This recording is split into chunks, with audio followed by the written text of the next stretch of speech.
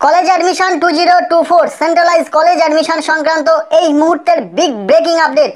College ভর্তিতে mop up round সংক্রান্ত আবারও নোটিশ। নতুন নোটিশে কি বলা হয়েছে, কারা কারা মপ আপ রাউন্ডে পার্টিসিপেট করতে পারবে, ফার্স্ট ফেজে যারা অ্যাডমিশন নিয়েছে তাদের জন্য এই মুহূর্তে কি আপডেট রয়েছে, আর এছাড়াও সেকেন্ড ফেজের মপ আপ রাউন্ডে কি প্রত্যেকেই অ্যাডমিশনের সুযোগ পাবে, পুরো বিষয়টা শেয়ার করব আজকের এই ভিডিওতে। প্রথমত বলি, কলেজ ভর্তিতে যারা ফার্স্ট ফেজে অ্যাডমিশন নিয়েছে তাদের জন্য সুখবর, আজ থেকেই তাদের শুরু হয়ে গেল ক্লাস।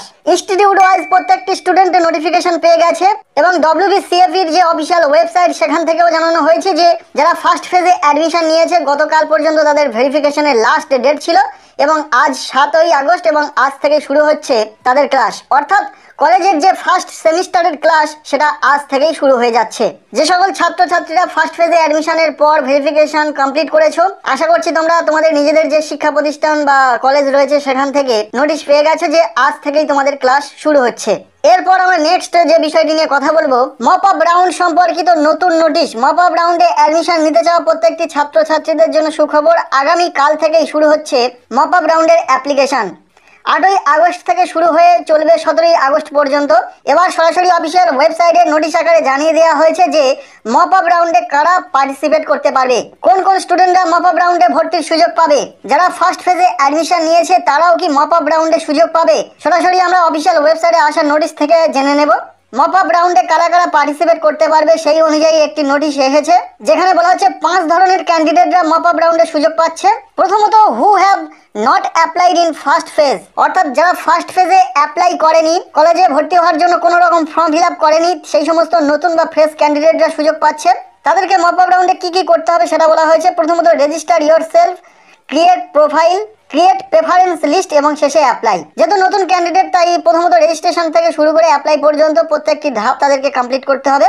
এরপর দ্বিতীয়ত, যে সমস্ত ক্যান্ডিডেটরা অ্যাডমিশনের জন্য সুযোগ পাচ্ছে তারা হলো who have applied in first phase but not allotted any seat, অর্থাৎ যারা ফার্স্ট ফেজে অ্যাডমিশনের জন্য অ্যাপ্লাই করেছিল কিন্তু কোনো রকম কলেজে তাদের সিট অ্যালোটেড হয়নি, কোনো কলেজে ভর্তির জন্য চান্স পায়নি, সেই সমস্ত ক্যান্ডিডেটরাও সুযোগ পাচ্ছে মপ আপ রাউন্ডে। তাদের ক্ষেত্রে প্রসেসটা কি রয়েছে, তাদের ক্ষেত্রে আর রেজিস্ট্রেশন করতে হবে না, তাদেরকে প্রোফাইলটি লগ ইন করতে হবে এবং তারা চাইলে এডিট প্রোফাইল করতে পারবে এবং এডিট প্রেফারেন্স লিস্ট করে তারা কিন্তু সরাসরি অ্যাপ্লাই করে দিতে পারবে মপ আপ রাউন্ডে। নেক্সট, কারা সুযোগ পাচ্ছে মপ আপ রাউন্ডে, যে সমস্ত স্টুডেন্টদের ফার্স্ট ফেজে সিট অ্যালোটেড হয়েছিল কিন্তু ভর্তির সুযোগ পাওয়া সত্ত্বেও যারা অ্যাডমিশন নেয়নি সেই সমস্ত স্টুডেন্টরা কিন্তু মপ আপ রাউন্ডে পার্টিসিপেট করতে পারবে। তাদের ক্ষেত্রে প্রসেসটা একই রয়েছে, তাদেরকে জাস্ট প্রোফাইলটি লগ ইন করতে পারবে এবং তারা যদি চায় তাদের প্রোফাইলটি এডিট করে নিতে পারবে এবং এডিট প্রেফারেন্স করে তারা কিন্তু অ্যাপ্লাই করে দিতে পারবে। এরপরে যে সমস্ত ক্যান্ডিডেটরা সুযোগ পাচ্ছে তারা হলো যারা ফার্স্ট ফেজে প্রোফাইল ক্রিয়েট করেছিল কিন্তু সম্পূর্ণ ফর্ম ফিল আপ কমপ্লিট করেনি, অর্থাৎ অ্যাপ্লাই করেনি, প্রোফাইল ক্রিয়েট করে ওই অবধি ছেড়ে দিয়েছে, সেই সমস্ত ক্যান্ডিডেটরাও সুযোগ পাচ্ছে মপ আপ রাউন্ডে। তাদের ক্ষেত্রেও সরাসরি প্রেফারেন্স এডিট করতে হবে, চাইলে তারা প্রোফাইলও এডিট করতে পারবে।